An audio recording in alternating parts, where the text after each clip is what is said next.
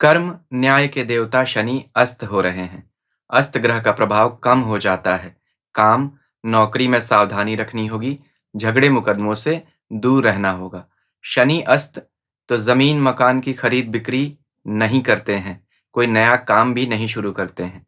अच्छी बात यह होगी कि जिन भी राशियों की शनि की साढ़े साती या ढैया चल रही है, उन लोगों को राहत मिल जाएगी।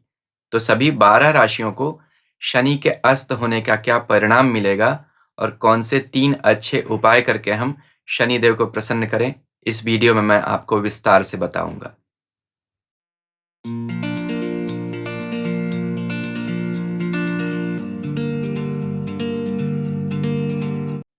ओम नमः शिवाय।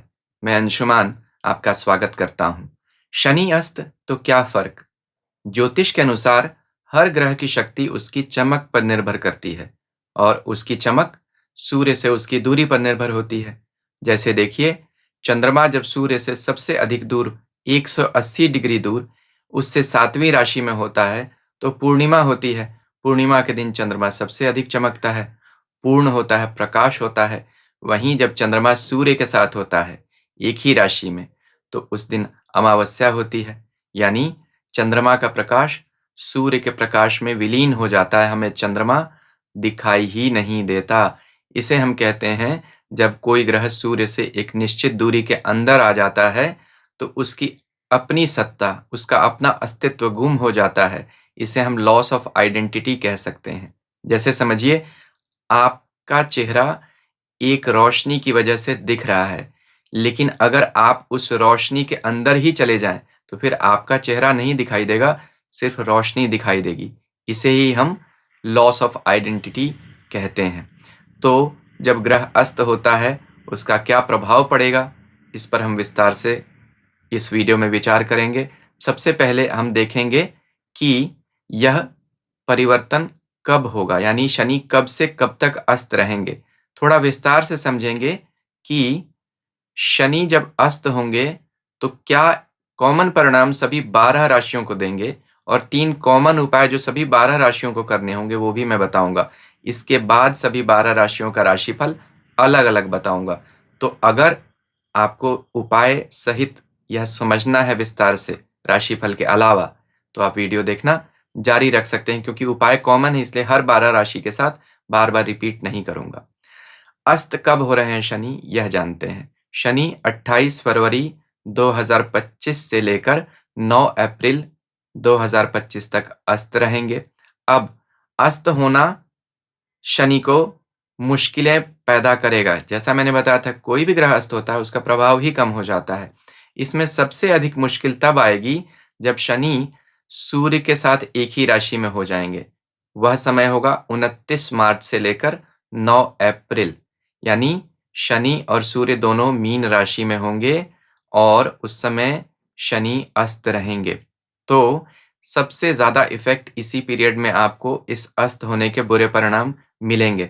वैसे भी देखिए, शनि और सूर्य एक दूसरे के शत्रु हैं, तो एक दूसरे के पास आना इन्हें रास तो आता नहीं है।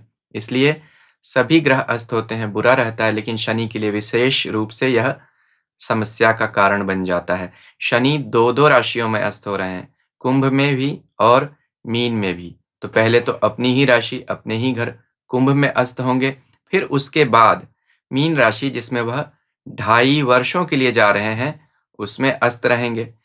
तो यह शुरुआत ही उनके लिए अच्छी नहीं रहेगी। तो मीन राशि में अस्त होने से ही उनकी राशि परिवर्तन की शुरुआत हो रही है। शनि सूर्य द्वारा अस्त होंगे और वहीं सूर्य का ग्रहण राहु से हो जाएगा। शनि राहु के साथ बैठेंगे मीन राशि में, इसे हम श्रापित योग कहते हैं। 29 मार्च को शनि जिस मीन राशि में जा रहे हैं, जिस दिन, उस दिन उस राशि में 6 ग्रह इकट्ठा हैं। यह एक बहुत मुश्किल संयोग बन रहा है, सभी लोगों के लिए यह समस्या की बात होगी। तो अब थोड़ा विस्तार से समझते हैं कि ग्रह का अस्त होना आखिर होता क्या है, शनि क्या परिणाम देंगे, इससे हम अच्छे तरीके से समझ पाएंगे। ज्योतिष के जितने प्राचीन और नवीन आचार्य हैं, जैसे वाराह मिहिर, महर्षि पराशर, मंत्रेश्वर, कल्याण वर्मा, कालिदास, इन सब ने ग्रह के अस्त होने पर लिखा है। सूर्य सिद्धांत और वाराह मिहिर की पंच सिद्धांतिका में सभी ग्रह जब सूर्य से कितने डिग्री के अंदर आते हैं तो अस्त होते हैं, इस पर डिग्रीज दी हुई हैं। शनि सूर्य से 15 डिग्री के अंदर जब आ जाते हैं तो वह अस्त हो जाते हैं। इसका परिणाम क्या होगा? ज्योतिष की एक प्राचीन किताब है सारावली। इसके लेखक कल्याण वर्मा इसी किताब के 36वें अध्याय के 9वें श्लोक में लिखते हैं, अस्तंगतो विरश्मि, यानी अस्त ग्रह की रश्मि समाप्त हो जाती है, लुप्त हो जाती है। रश्मि यानी चमक, तो जिस बात से वह चमक दे रहा है और परिणाम दे रहा है वही लुप्त हो जाएगा। महर्षि पराशर कहते हैं कि अस्त ग्रह दग्ध हो जाता है, यानी जल जाता है सूर्य के बहुत करीब आने से। मौढ़्य शब्द यूज करते हैं, मौढ़ यानी मूढ़ता आ जाती है। किम करोति यानी विस्मित हो जाता है वह ग्रह, कंफ्यूज्ड हो जाता है, इरेटिक हो जाता है, उसके कारकत्व का नाश हो जाता है। शनि का कारकत्व क्या है? शनि लेबर फोर्स को दिखाता है, जमीन से निकलने वाली सभी चीजों को दिखाता है, चाहे वह सब्जियां हो, अन्न हो, तेल हो, मेटल मिनरल कुछ भी हो। इसी तरह फल दीपिका एक ज्योतिष का प्राचीन ग्रंथ है, उसमें भी उसके रचनाकार मंत्रेश्वर लिखते हैं कि अस्त ग्रह नीच ग्रह की तरह फल देता है, तो फिर महंगाई बढ़ेगी और आम जनता में रोष भी आएगा। महान वाराह मिहिर अपने 2 ग्रंथों बृहद जातक और बृहद संहिता में भी अस्त ग्रह के बारे में बताते हैं। जातक यानी व्यक्ति और संहिता यानी संसार, यानी किसी ग्रह के अस्त होने का व्यक्ति पर क्या असर पड़ेगा और संसार पे क्या असर पड़ेगा। इन दोनों के बारे में महान ज्योतिषी वाराह मिहिर ने अपनी इन 2 पुस्तकों में लिखा है। वह बृहद संहिता के 3रे अध्याय में कहते हैं कि जब शनि अस्त होता है तो राजा को भय होता है, जनता में रोष होता है, सरकार से टकराव होता है, नीतियां जनता को रास नहीं आती हैं और धन का नाश होता है, महंगाई बढ़ती है, युद्ध जैसे हालात पैदा होते हैं। वह असित शब्द का प्रयोग करते हैं, यानी ब्लैक कलर्ड सन, काला सूर्य वह कहते हैं। सूर्य पर शनि की छाया पड़ने से सूर्य में कालिमा आती है, काल कुपित होता है, युद्ध होता है, व्यक्तियों की बुद्धि भ्रष्ट होती है और नेता गलत फैसले लेते हैं, संसार में व्यापक रूप से कोहराम मचता है। यह बात इसलिए भी अधिक इस साल होती हुई दिख रही है, वैसे भगवान बचाएं, क्योंकि शनि जिस राशि में अस्त हो रहे हैं, मीन राशि में, उसी राशि में 6 ग्रहों का जमावड़ा भी हो रहा है और बहुत सारे पाप ग्रह वहां इकट्ठा हो रहे हैं, शनि, सूर्य, राहु। यह समय संसार के लिए अच्छा नहीं है, अपने निर्णयों को बहुत सोच समझकर लेना पड़ेगा। सारावली जिस ग्रंथ की मैंने बात की थी वह भी असित के बारे में कहता है, अस्तंगतो विरश्मि शनि असित वर्ज्य ग्रहो। तो बहुत सावधान रहना पड़ेगा। कंक्लूजन हम क्या निकाल सकते हैं? यह साधना का समय है, क्योंकि जब कालिमा बढ़ती है तो अंदर की लालिमा बढ़ानी चाहिए, अंदर का प्रकाश बढ़ाना चाहिए। तो साधना का समय है, अंदर देखिए, लुक इनवर्ड्स। बाहर अंधेरा हो तो अंदर का प्रकाश जगाना पड़ता है, तभी हमें आत्मा का प्रकाश मिलता है और उसी से हमें जीवन जीने का रास्ता दिखता है। मैंने 2 लाइन्स लिखी थी, एक दिया जला रखता हूँ घर के दरवाजे पर, रोज सूरज को सवेरे की राह दिखा देता हूँ। तो अपने घर का, अपने अंदर का दिया आपको ही जलाना पड़ेगा, बाहर तो अंधेरा ही आपको मिलेगा। अब उपाय हमें क्या करने चाहिए, इन पर भी चर्चा कर लेते हैं। सबसे पहला उपाय, शनि गायत्री, ओम कृष्णांगाय विद्महे रविपुत्राय धीमहि तन्नो सौरिः प्रचोदयात्। इसमें सूर्य पुत्र होने का शनि को बताया जाता है, याद दिलाई जाती है, तो शनि को शांत करने में हमें मदद मिलती है। बहुत सारे मंत्र हैं, अस्त होगा तो यह मंत्र शनि का ज्यादा फायदा देता है। दूसरा उपाय, शनि के 2 पेड़ कहे गए, असित, अभी मैंने आपको नाम भी बताया था ना असित, शनि के बारे में, असित और नीली का पेड़, नीली को गुलमोहर भी बोलते हैं। तो किसी भी शनिवार को असित या नीली के पेड़ की जड़ आप थोड़ा सा तोड़ कर लाएं, उसे किसी काले कपड़े में बांधकर अपने घर में रखें, तो भी शनि अस्त होने का प्रभाव आपको दोष अधिक नहीं मिलेगा। इसके अलावा सबसे अच्छा उपाय जो मैं बताता हूं हमेशा, रुद्राक्ष। तो जब भी ग्रह अस्त हो तो 2 आप रुद्राक्ष पहनिए, यह 7 मुखी रुद्राक्ष और यह 11 मुखी रुद्राक्ष। इन 2 रुद्राक्ष को पहनने से शनि अस्त का आपको प्रभाव नहीं मिलेगा या मैनेजेबल हो जाएगा, यह राहत की बात रहेगी। अब हम सभी 12 राशियों का राशिफल दें उससे पहले आपसे एक विनम्र निवेदन। अभी तक अगर आपको मेरा वीडियो अच्छा लग रहा है तो कृपया मेरे चैनल को सब्सक्राइब करें, इसे लाइक करें, शेयर कर सकते हैं और इस ग्रह अस्त से संबंधित अगर आपके कुछ प्रश्न हैं तो आप मुझे पूछ सकते हैं, मैं जवाब देने का प्रयास ज़रूर करूँगा।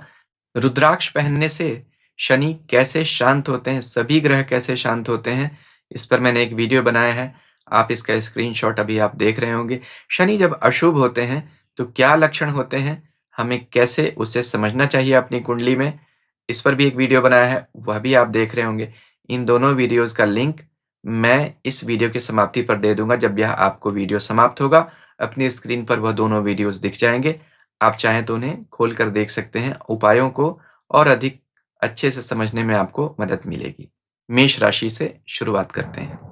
मेष राशि के लिए शनि आपके कर्म और इनकम 10वें और 11वें भाव के स्वामी हैं, वह अस्त हो रहे हैं। जब तक वह इनकम के घर यानी 11वें भाव में ही शनि की राशि में अपनी कुंभ राशि में ही अस्त रहेंगे, तो अधिक समस्या तो नहीं होगी क्योंकि 11वां भाव लाभ भाव है। महर्षि पराशर कहते हैं वहाँ कोई ग्रह अस्त हो, नीच हो, तब भी वह नुकसान नहीं करता है। तो आपकी रक्षा होती रहेगी जब तक शनि अपने घर में है। लेकिन जब शनि आपके 12वें भाव में अस्त होंगे मीन राशि में 29 मार्च से, तब आपको अधिक समस्याएं देखने को मिल सकती हैं क्योंकि कर्म के भाव के स्वामी और इनकम के घर के स्वामी 12वें घर में, खर्चे के घर में अस्त हो रहे हैं। इनकम सडनली आपकी कम होगी और खर्चे बढ़ेंगे। कोई ऐसा आपको मन करेगा किसी एक्सपेंसिव प्रोडक्ट को परचेज करने का और आप इम्पल्सिव बाई करेंगे क्योंकि शनि राहु के साथ होंगे तो इम्पल्सिवनेस बढ़ाते हैं। शनि हर काम को ठोक बजाकर शांति के साथ करने की प्रेरणा देते हैं। वह शांति के ही स्लो मूविंग प्लैनेट हैं। लेकिन राहु में हड़बड़ी होती है। तो शनि जब राहु के साथ होंगे, दोनों आपको 12वें घर में, और यही 2 नहीं, कुल 6 प्लैनेट होंगे चंद्रमा को लेकर। तो चंद्रमा निकल भी जाएँगे तो भी बाकी 5 तो वहाँ रहेंगे। तो यह संयोग आपको कुछ न कुछ बड़ा परचेज़ करने की तरफ प्रेरित करेगा। कोई भी बिग टिकट परचेज़ करने से पहले उसकी वैलिडिटी और उसकी नेसेसिटी दोनों ज़रूर एसर्टेन करना होगा आपको, नहीं तो बाद में आप पछताएँगे। मैं आपको सलाह दूँगा किसी भी बड़े काम को शुरू करने से अभी इस पीरियड में आपको परहेज़ करना चाहिए। वीडियो के शुरू में जो मैंने उपाय बताए हैं, आप उन्हें कर लीजिए। वृष राशि के लिए शनि आपके कर्म, भाग्य दोनों के मालिक हैं। कर्म के घर में ही अस्त हो रहे हैं। भाग्य का सपोर्ट आपको मिलना कम हो जाएगा और कर्म में आपको अचानक से कन्फ्यूज़न दिखाई देगा। यहाँ आप लोगों के लिए समस्या की बात हो सकती है। धर्म में अचानक आपकी रुचि कम हो जाएगी। पिता की सेहत को लेकर भी आपको समस्याएँ हो सकती हैं। अधिकारियों से विवाद हो सकता है। जो लोग भी शनि से जुड़ा हुआ काम करते हैं, रियल एस्टेट का, मेटल, मिनरल, माइनिंग, ऑयल का, उन्हें तो बहुत अधिक सतर्क रहना पड़ेगा। कोई भी नया इन्वेस्टमेंट अभी नहीं करें। अचानक से बहुत सारे लोगों का ट्रांसफ़र हो सकता है काम में। तो शनि यहाँ पर बहुत सारी उलझनें आपकी बढ़ा रहे हैं।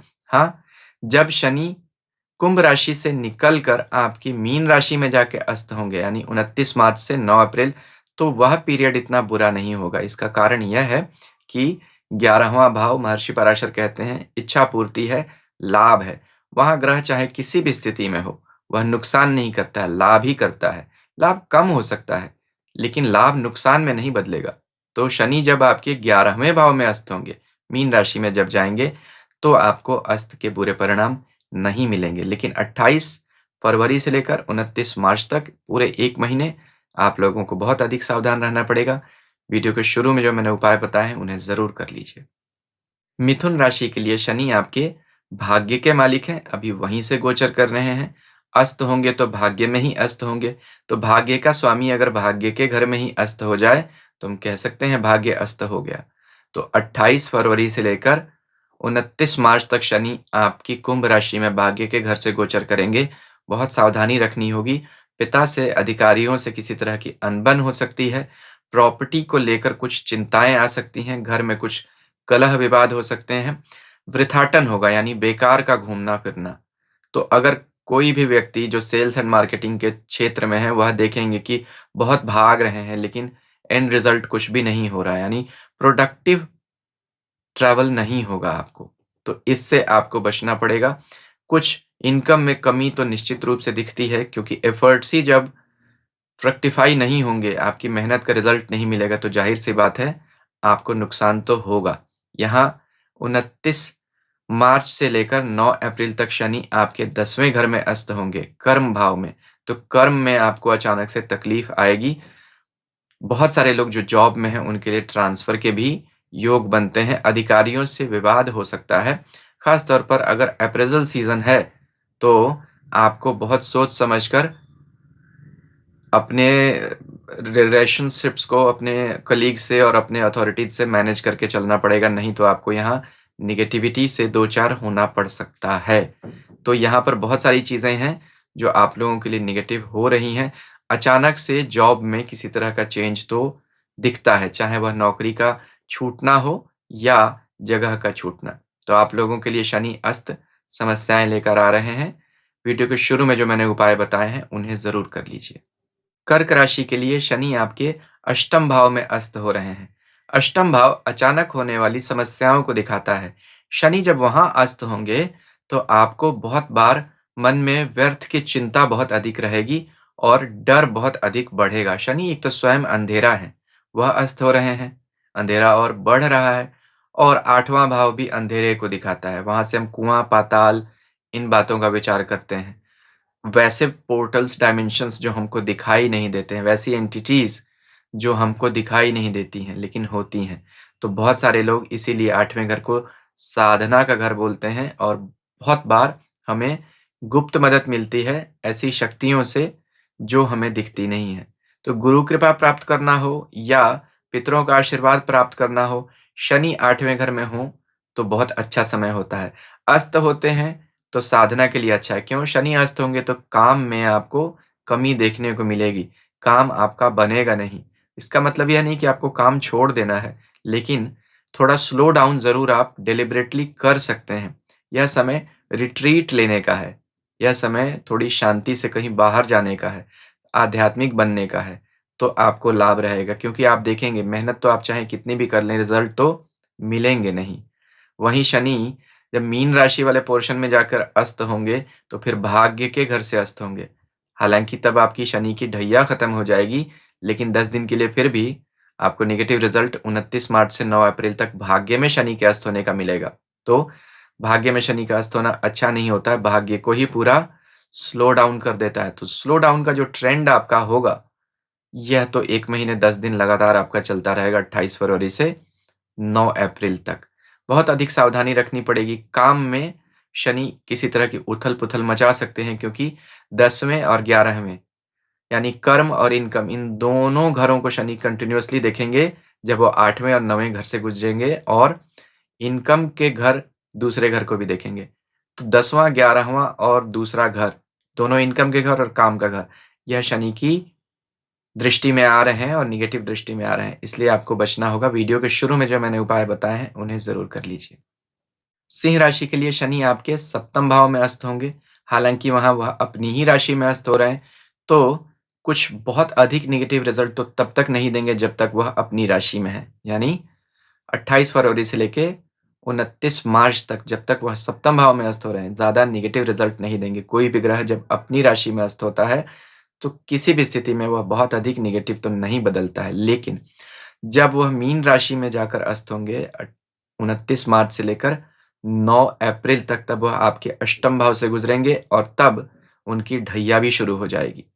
तो अष्टम भाव से अष्टम ढैया का शुरू होना आप लोगों के लिए कहीं से भी अच्छा नहीं है, और उसमें भी ढैया की शुरुआत आप लोगों की अस्त से हो रही है। तो कुछ हद तक इमीडिएट तो बुरा रिज़ल्ट नहीं मिलेगा, लेकिन it's not a very good smart beginning.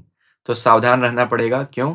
Shani अपनी तीसरी दृष्टि से 7वें भाव में रहेंगे, तो भाग्य को देखेंगे और राशि को देखेंगे। तो भाग्य में कमज़ोरी करेंगे और एफर्ट्स में कमज़ोरी करेंगे, क्योंकि राशि को देखेंगे, आपका मन ही नहीं होगा काम करने का। एक रिटार्डेड मेंटालिटी भी बहुत सारे लोगों को सेट इन हो जाएगी। बचना पड़ेगा, कन्फ्यूज़ नहीं होना है, इरेटिक नहीं होना है।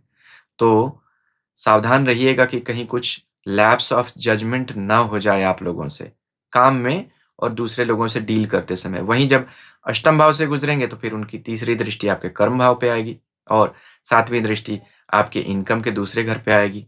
तो जमा धन आपको बहुत बार मन करेगा निकाल कर कोई नया काम शुरू कर दें, बिल्कुल सलाह नहीं दूँगा, आपको बचना पड़ेगा। नी जर्क रिएक्शन तो देना ही नहीं है, क्योंकि शनि जो सोच समझ के प्लैनेट हैं, जब वही अस्त हो जाएँगी, तो सोच समझ ही आपके हाथ से निकल जाएगी।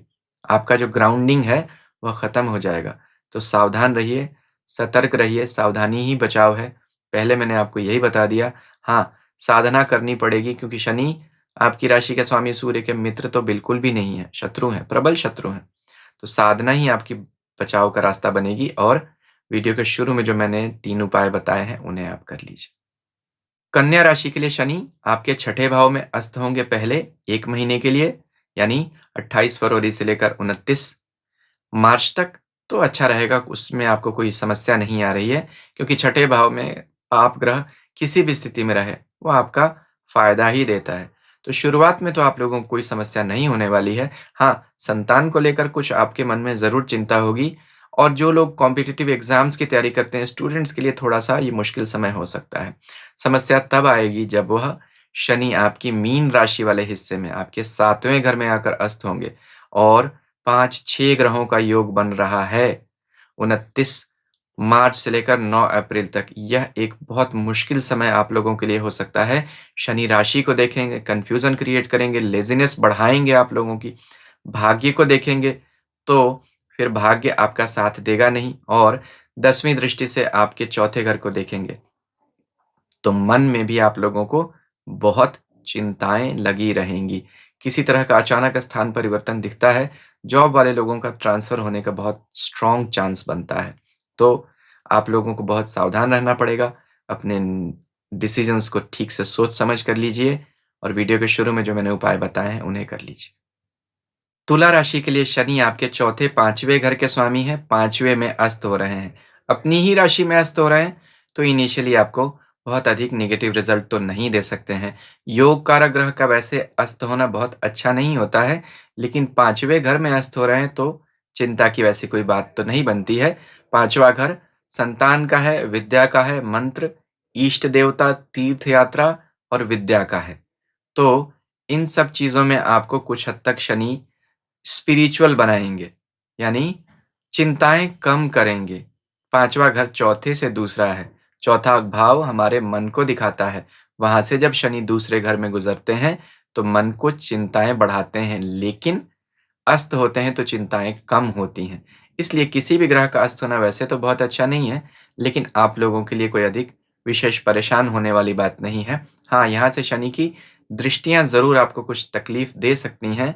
दाम्पत्य जीवन में कुछ कष्ट आ सकता है, पति-पत्नी में कुछ विवाद या दूर जाने के योग बन सकते हैं। जो लोग जॉब करते हैं जिसकी वजह से वह बाहर जाते हैं, तो फिर उन लोगों को कोई वैसे सोचने वाली बात नहीं है, लेकिन ऐसा हो सकता है कि कुछ लोगों को ट्रांसफ़र के योग बने, घर से दूर जाना पड़ जाए। यहीं जब शनि मीन राशि में जाकर अस्त होंगे, यानी आपके छठे भाव में, तो भी आपके लिए अच्छा रहेगा। क्यों? छठा भाव शनि को वैसे भी पसंद है, उपचय भाव है। ज्योतिष के हिसाब से शनि यहाँ शत्रुनाश, कर्ज़ नाश, सेहत में रोग का नाश करते हैं। अच्छा है, अस्त होने के बावजूद भी वहाँ कोई तकलीफ़ नहीं देंगे, क्योंकि बहुत ब्रीफ़ पीरियड के लिए वहाँ अस्त होंगे, 29 मार्च से लेकर 9 अप्रैल तक। हालाँकि फिर भी मैं यह कहूँगा, कोई नया काम नहीं शुरू करना चाहिए, क्योंकि छठा भाव नए काम को भी दिखाता है, 5वाँ भाव भी नए काम को दिखाता है। तो किसी नए काम को शुरू करने की बहुत जल्दबाज़ी नहीं रखनी चाहिए। फिर भी तुला राशि के लिए कोई मुश्किल की बात नहीं दिखाई देती है। मन में कुछ चिंता हो सकती है, कुछ बातों को लेकर, ख़ास तौर पर इन्वेस्टमेंट्स को लेकर। तो नी जर्क रिएक्शन से बचिए और सोच समझकर अपने निर्णय लीजिए। वीडियो के शुरू में जो मैंने उपाय बताए हैं, उन्हें कर लीजिए। शनि आपके चौथे भाव में अस्त हो रहे हैं, तीसरे चौथे के मालिक हैं। चौथा भाव हमारे मन को दिखाता है, परिवार को दिखाता है। हालाँकि वहाँ अपनी राशि में है, लेकिन आप लोगों की ढैया चल रही है। ढैया की वजह से शनि का अस्त होना ढैया के प्रकोप में कुछ कमी आपको कर देगा। तो मन में चिंताएँ कम होगी, थोड़ा शांत होगा। पूजा-पाठ, आध्यात्मिकता की तरफ मन अधिक जाएगा। यात्राएँ करने का खूब मन करेगा, ख़ास तौर पर तीर्थ यात्रा। तो परिवार के साथ कहीं बाहर जाने का योग तो ज़रूर बनता है। घर से दूर जाने का योग निश्चित रूप से बनता है। हाँ, कोई प्रॉपर्टी लेना चाहते हैं तो अभी मैं आपको इसके अगेंस्ट एडवाइस करूँगा, क्योंकि चौथे भाव का शनि बहुत बार हमको प्रॉपर्टी, संपत्ति दिलाकर ज़रूर जाता है, लेकिन अभी आपको नहीं करना चाहिए। यहाँ से शनि की 7वीं दृष्टि आपके कर्म भाव पे जाएगी, तो कर्म में किसी तरह का परिवर्तन तो ऐसा दिखता है कि हो सकता है। भाग-दौड़ फिर भी बनी रहेगी। जो लोग भी डॉक्टर्स हैं या लॉयर्स हैं, उनके लिए बहुत अच्छा है। शनि तीसरी दृष्टि से छठे भाव को देख रहे हैं, उन लोगों को बहुत लाभ होगा।